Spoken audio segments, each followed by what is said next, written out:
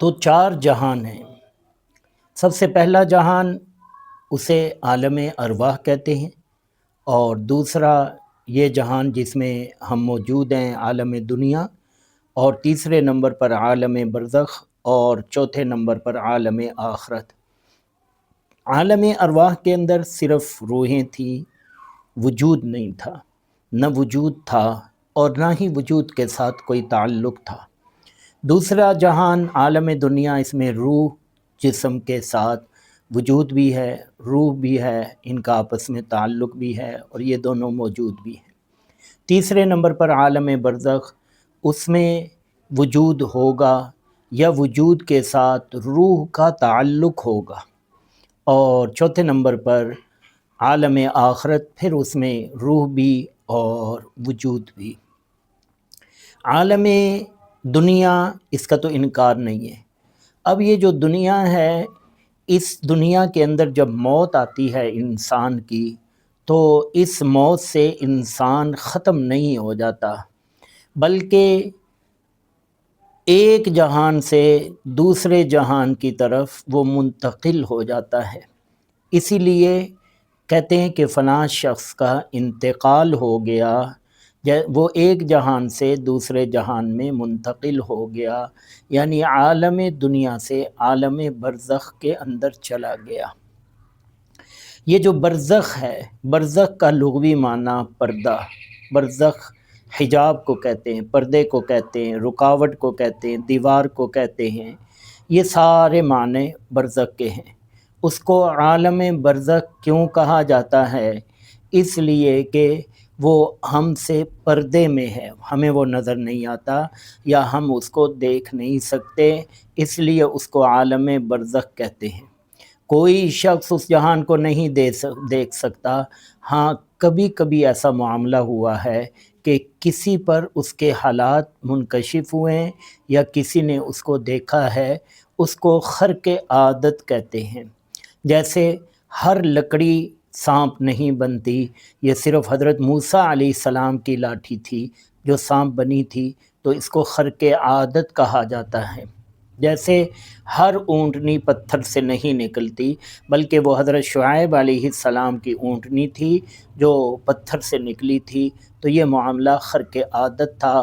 عام طور پر ایسا نہیں ہوتا کہ اونٹنی پتھر سے نکلے یا ہر لاٹھی جو ہے وہ سانپ بنے۔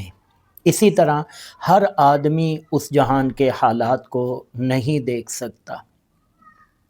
ہاں نبی کریم صلی اللہ علیہ وسلم نے اس کے کچھ احوال وہ ہمیں ضرور بتلائے ہیں، اور وہ بھی رحمت اور شفقت کے لیے، ترغیب کے لیے یا ترہیب کے لیے بتلائے ہیں، تاکہ ہم اچھے اعمال کی کوشش کریں اور عذاب قبر سے بچنے کی ہم کوشش کریں۔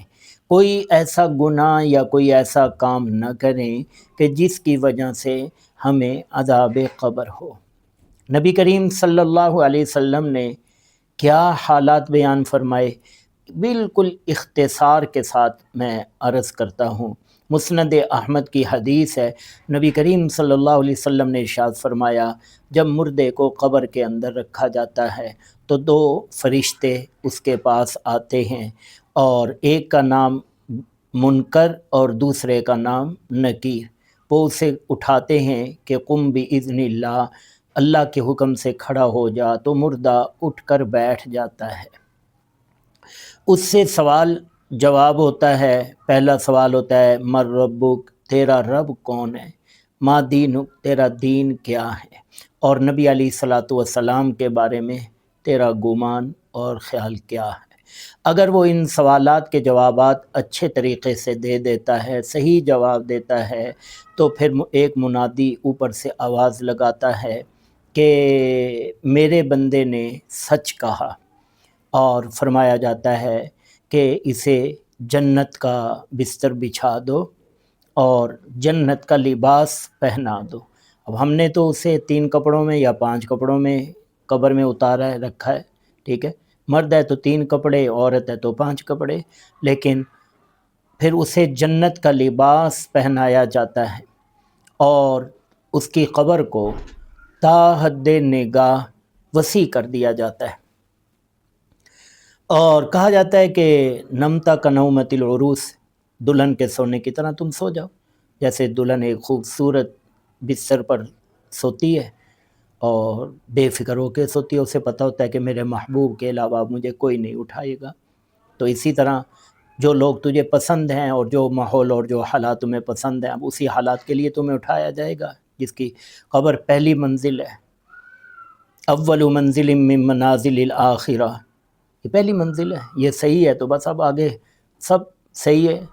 جس طرح نماز یہ پہلا سوال ہے، اگر نماز کے بارے میں جو سوال ہوا اس کا جواب ٹھیک ہو گیا تو باقی سوالات بھی آسان ہو جائیں گے، اور اگر خدا نہ خواستہ جوابات صحیح نہیں دیے تو ایک منادی آواز لگائے گا کہ اس نے جھوٹ کہا۔ اب یہاں ایک آپ باریکی اس میں غور کریں، پہلے جوابات صحیح تھے تو فرمایا صدق عبدی، میرے بندے نے سچ کہا، یہاں نسبت بھی ختم ہو گئی، لفظ بندہ بھی ختم ہو گیا، صرف یہ کہا اس نے جھوٹ کہا، یہ جھوٹا ہے، یہ جھوٹا ہے، یہ نہیں کہا کہ میرا بندہ، کیونکہ مجھے تو اس نے راضی کوئی نہیں کہا، اور بندہ بھی نہیں کہا کیونکہ اس نے بندوں والا کام ہی کوئی نہیں کیا، اسے عقل دی تھی تاکہ مجھے پہچانتا، یہ تو حیوان ہے، جس طرح حیوان نے نہیں پہچانا، اس نے بھی وہی حیوانوں والے کام کیے ہیں، اس نے جھوٹ کہا۔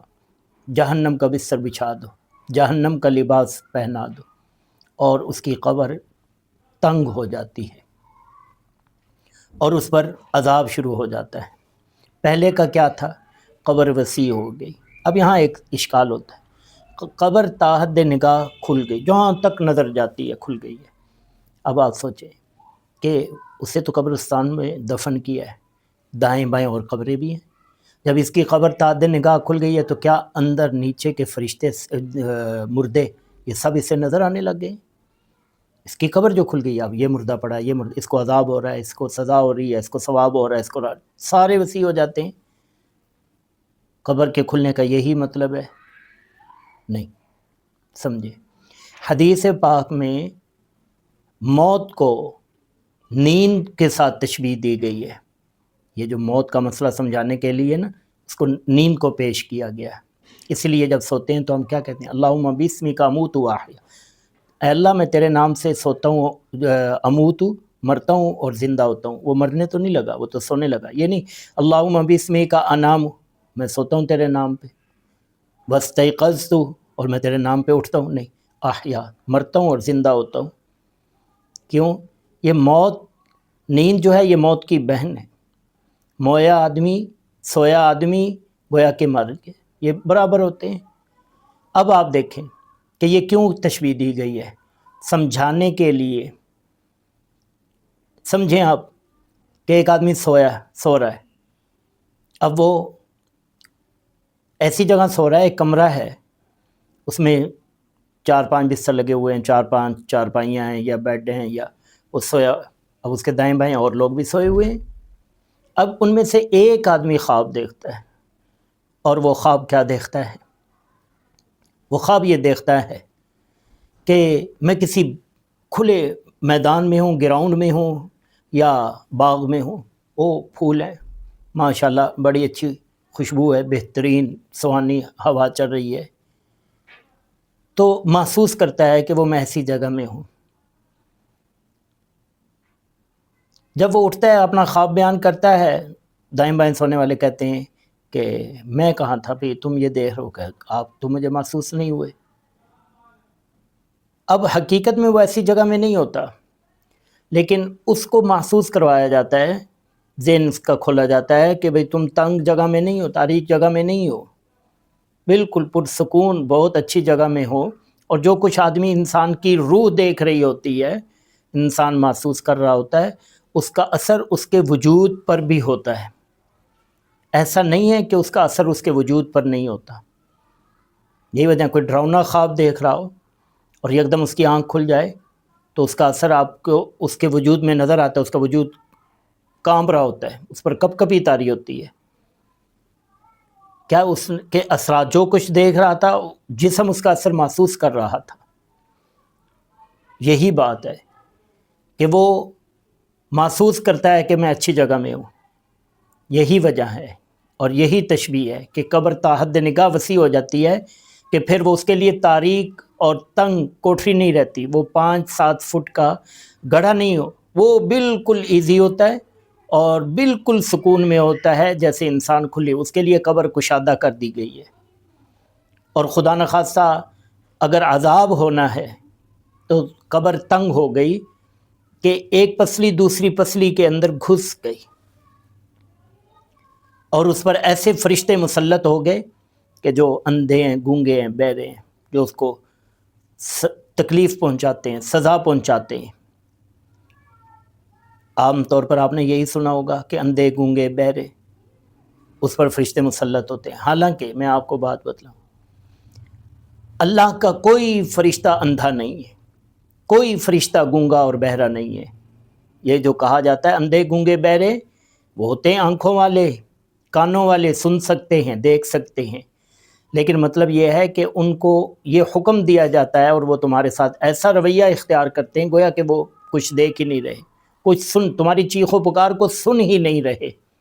جس طرح ایک بہرا آدمی ہوتا ہے، سنے گا تو ترس کھائے گا نا، وہ سنتے ہی نہیں، وہ یعنی انہوں نے ترس نہیں کھانا، وہ اللہ کے حکم کو پورا کرنا ہے۔ فرمایا ان کے ہاتھ میں گرز ہوتے ہیں لوہے کے، من حدید، لوہے کے، اور نبی کریم صلی اللہ علیہ وسلم نے ارشاد فرمایا اتنا سخت گرز کہ اگر وہ پہاڑ پر ماریں تو سارا پہاڑ ریت بن جائے، بالکل چورا ہو جائے، ریزہ ریزہ ہو جائے۔ وہ گرز مردے کو لگائے جاتے ہیں، اور فرمایا اتنا چیختا ہے کہ مشرق سے مغرب تک اللہ کی ہر مخلوق اس چیخ و پکار کو سنتی ہے، الا الثقلین، جن اور انسان اس چیخ و پکار کو نہیں سن سکتے۔ کیوں نہیں سنتے؟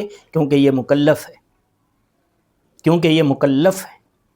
یہ جو بیان ہے اور یہ جو معاملات ہیں یہ ایمان کا حصہ ہیں، ان پر بن دیکھے ایمان لانا ضروری۔ تو یہ معاملہ ہوتا ہے۔ اب بھائی تم نے مردے کو دفن کیا، اب قبر میں یا عذاب ہونا ہے یا ثواب ہونا ہے، تو ہم مردے کو دفن ہی نہیں کرتے۔ قبر میں جب جائے گا ہی نہیں، نہ عذاب ہوگا نہ سزا ہوگی۔ یہی وجہ ہے کہ یہ تقسیم ہند سے پہلے ہندوؤں نے کہا کہ یہ جو عذاب ثواب کی بات کرتے ہو مسلمانوں، یہ صرف تمہارے لیے، تمہارے مردوں کو عذاب ہوتا ہے، ہماروں کو نہیں، ہم تو دفن ہی نہیں کرتے۔ یہ تو اس کے لیے نا جو قبر کے گھڑے کے اندر چلا گیا۔ اب یہ بات حضرت تھانوی رحمہ اللہ تک پہنچی، آپ نے فرمایا کہ بھئی تم یہ سمجھ رہے ہو کہ قبر اس گھڑے کا نام ہے، حالانکہ انسان کی میت، انسان کا وجود، اس کی لاش جہاں بھی ہو، چاہے وہ گڑھے میں ہے یا زمین کے اوپر ہے، یا وہ پورا وجود نہیں بھی ہے، وجود کا جو حصہ جس شکل میں جہاں ہے، وہ ذرہ بن گیا، وہ راکھ بن گئے، جس شکل میں جہاں بھی ہے وہی اس کے لیے خبر ہے، اور وہی وہ سزا کو یا ثواب کو محسوس کرے گا۔ ہندوؤں نے کہا کہ یہ بات تو آپ نے ہماری بات پر بنا لی ہے۔ حضرت تھانوی رحمہ اللہ نے فرمایا کہ نہیں، ایسی بات نہیں ہے، یہی ہمارا عقیدہ ہے، اس کی دلیل ہے۔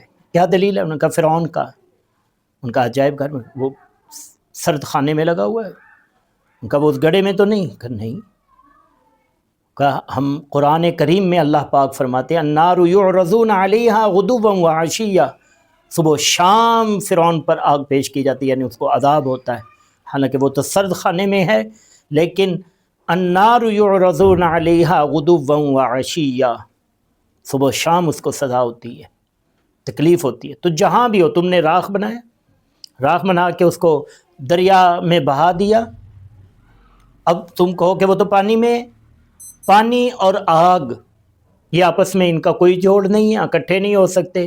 میں بتاتا ہوں، قرآن ثابت کرتا ہے کہ یہ اکٹھے ہوتے ہیں۔ حضرت نوح علیہ السلام کے زمانے میں طوفان آیا، آپ نے 950 سال تبلیغ فرمائی، اس کے بعد عذاب آیا، وہ غرق کی گئی ان کی قوم۔ تو 29واں پارہ سورہ نوح، قرآن کیا کہتا ہے؟ فَأُغْرِقُوا فَأُدْخِلُوا نَارًا فَلَمْ يَجِدُوا لَهُمْ نَصِيرًا، کہ وہ غرق کیے گئے پانی میں، اور پانی میں مل گئے، ختم ہو گئے۔ فَأُدْخِلُوا نَارًا، پھر ان پر آگ، تو جو پانی میں تھے ان پر بھی آگ۔ تو ایسی بات نہیں ہے، جہاں بھی ہو جس شکل میں ہو آخر اس مٹی کے ساتھ ملنا ہے اور اس مٹی تک پہنچ، دریا میں ہو آخر اس کی تہ میں، سمندر اس کی تہ میں پہنچنا ہے۔ منہا خلقناکم وفیہا نعیدکم ومنہا نخرجکم تارۃ اخری۔ اگر خدا نخواستہ دوسرا معاملہ ہے اس کو سزا ہونی ہی ہونی ہے، وہ آگ کے اندر ہے۔ اچھا، ہم نے تو کبھی کئی بار مردوں کو نکالا اور دیکھا، تو ایسا کوئی معاملہ نہیں کہ آگ اور یہ اور وہ چیز۔ کیسے بھائی؟ حضرت عمر رضی اللہ تعالیٰ عنہ کے دور خلافت میں، ان کے زمانے میں ایک آدمی، اس نے چادر اس طرح، چادر کے اندر کوئی چیز چھپائی ہوئی ہے، آ کے آپ کے سامنے بیٹھ گیا۔ کہا آپ کیا کہتے ہیں؟ جو کافر لوگ دفن کیے جاتے ہیں تو ان پہ آگ ہوتی ہے۔ ان کا ٹھیک ہو گیا۔ اس نے وہ چادر کھولی، ایک سری نکالی، اس نے کہا یہ میرے دادا کی سری ہے، اس کا سر ہے، وہ کھوپڑی سی لکڑی، اپنا ہڈی کا ڈھانچہ تھا۔ اس نے کہا یہ میرے دادا کا ہے، میں نے ان کی قبر کھود دی ہے۔ ان کا یہ مجوسی تھے، مجوسیت پر ان کی موت آئی ہے۔ اب تمہارے نزدیک اس میں آگ ہے، اب اس کو آپ دیکھیں تو بالکل ٹھنڈی ہے، آگ کا تو کوئی اثر اس میں ظاہر نہیں ہو رہا۔ حضرت عمر رضی اللہ تعالیٰ عنہ نے فرمایا کہ بالکل ٹھیک ہے، اس کو ادھر رکھ دو سائڈ پہ۔ 2 پتھر منگوائے، فرمایا ان کو اپنے ہاتھ میں پکڑو۔ ان کا ٹھنڈے ہیں گرم؟ انہوں نے کہا جی بالکل ٹھنڈے۔ ان کا اس کو چکماک کرو، 2 پتھروں کو آپس میں رگڑو۔ اب چکماک کیا گیا، ان کو رگڑا تو اس میں سے آگ نکلی۔ فرمایا یہ آگ کہاں سے؟ کہ پتھر کے اندر موجود تھی۔ کہ پتھر تو ٹھنڈا تھا، اس کے اندر موجود تو، اگر آگ موجود تھی تو یہ گرم کیوں نہیں تھا؟ اب اس کو بات سمجھ آئی اور اس نے اسلام قبول کر لیا۔ آگ کا موجود ہونا اس کے لیے یہ ضروری نہیں کہ وہ چیز گرم ہو۔ منہا خلقناکم وفیہا نعیدکم ومنہا نخرجکم تارۃ اخری۔ اب اس سارے معاملے سے بات کیا سمجھ میں آئی؟ عذاب قبر برحق ہے، بات کو سمجھیں۔ یہ اب ساری بات کا خلاصہ کہ یہ کیوں بات عرض کی گئی، یہ اس سے ایمان تازہ نہیں، ایمان کامل ہوگا، مکمل ہوگا۔ یہ ایمان کے لیے ضروری ہے کہ جس طرح ایمان مکمل کرنے کے لیے اللہ پر ایمان لانا ضروری ہے، کوئی شخص اللہ کو نہیں مانتا تو وہ مومن نہیں ہو سکتا، قرآن کریم کو نہیں مانتا وہ مومن نہیں ہو سکتا، حضور علیہ الصلوۃ والسلام کو نہیں مانتا تو وہ مومن نہیں ہو سکتا، قیامت کو نہیں مانتا تو وہ مومن نہیں ہو سکتا۔ اسی طرح جو عذاب قبر یا ثواب قبر کو نہیں مانتا وہ بھی مومن۔ ایمان کا حصہ ہے اس پر ایمان لانا کہ حضور علیہ الصلوۃ والسلام نے جو کچھ فرمایا حق اور صحیح، ہم سن سکتے ہیں یا ہم نہیں سن سکتے۔ مسلم شریف کی حدیث، نبی علیہ الصلوۃ والسلام ایک جگہ سے گزرے جہاں چند قبریں تھیں، 6 یا 7۔ آپ وہاں رک گئے، آپ نے فرمایا کہ یہ کن کی ہیں؟ ایک بابا وہاں آئے، اس نے کہا یہ مجوسی لوگ تھے میرے سامنے، ان کو دفن کیا گیا۔ آپ نے فرمایا اللہ، عذاب قبر سے بچو، عذاب قبر سے ڈرو۔ کہا آپ کیوں فرما رہے؟ کہا میری خچر کو نہیں، وہ مؤنث جس پر نبی علیہ الصلوۃ والسلام سوار تھے، یعنی خچر کی مؤنث خچری، کہ یہ بدک گئی ہے، اس کے بال دیکھیں، اس کے وجود پر پسینہ آ گیا ہے، ان قبر والوں کو عذاب ہو رہا ہے۔ یا رسول اللہ، ان کو تکلیف ہو رہی ہے، عذاب ہو رہی ہے؟ نبی علیہ الصلوۃ والسلام نے فرمایا کہ میں اللہ سے دعا کروں کہ جو کچھ میں دیکھ رہا ہوں وہ تمہیں بھی نظر آئے، مانگوں اللہ سے؟ اور فرمایا یاد رکھو اگر تم نے وہ دیکھ لیا اس کے بعد تم اپنے مردے کبھی بھی دفن نہیں کرو گے۔ اتنا خوف طاری ہو جائے گا، انسان ڈر جائے گا۔ انسان اور جنات، ان کے علاوہ تمام مخلوق اس عذاب کو سنتی ہے، تو اس لیے اس پر ایمان لائیں اور اس سے بچنے کی طرف کوئی ایسا کام نہ ہونے پائے کہ جس سے ہماری قبر تاریک ہو جائے یا جہنم کا گڑھا بن جائے یا اس میں آگ بھر جائے۔ کیونکہ یہ نہ سمجھیں کہ یہ مٹی کا گڑھا ہے، تاریک کمرہ، نہیں، صرف تاریک کمرہ نہیں ہے۔ نبی علیہ الصلوۃ والسلام نے ارشاد فرمایا الا انما القبر روضۃ من ریاض الجنہ او حفرۃ من حفر النار۔ غور سے سنو، یہ قبر یا تو جنت کے باغوں میں سے ایک باغ ہے یہ جہنم کے گڑھوں میں سے ایک گڑھا ہے۔ یہ بات ہے، اس پر ایمان لائیں، اللہ رب العزت ہمارے ایمان کو کامل فرمائے۔